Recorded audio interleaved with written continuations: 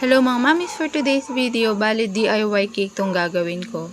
Ito si customer ko na to, yearly siya nag-order. Bali nag-monthly milestone sa akin yung anak niya. Pero hindi kompleto yun kasi nga may time na nakikita ko sa post niya is medyo budget siguro siya, ganyan. Kaya nagdi-DIY siya. So ito sa mga cake niya, DIY din siya simula last year yata. Parang nag-start na siya mag-DIY. Kadalasan kasi non-edible printed topper lang. So, nag-offer ako. May minimalist rate talaga ako ng simple minimalist. Kaya lang siya, kahit na minimalist yun sa kanya, pinapa-customize niya pa din. Kasi nagpapalagay siya ng mga mas madaming traggies. Tapos may mga pipe icing sa ibabaw na ganyan. So, minimalist pa din siya and then DIY niya.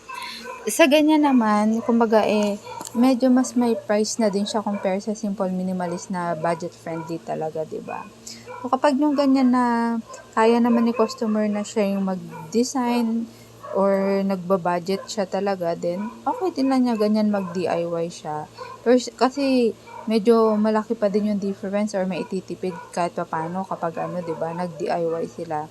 Kaya naman medyo mas mahal kapag i-customize mo na kompleto. Siyempre, ang pag-layout mo ng topper, paghanap ng topper na maganda yung resolution, kumakain din niya siya ng oras, 'di ba? Tapos paggugupit mo pa siya or kung may cry cut ka, syempre namuhunan ka doon sa cutter mo, 'di ba? So, lahat ng mga 'yon, kino-consider siya kapag sa mga may mga non-edible printed topper or may mga toy topper kahit 'di ba? So, kumbaga namumuhunan ka din doon, nagpapagod ka din, nag-exert ka din ng effort. Kaya talagang pag-customize is mahal. So, kung budgetarian ka, then baka pwede mo subukan mag-simple minimalist ka na lang or mag-DIY cake ka na lang, 'di ba?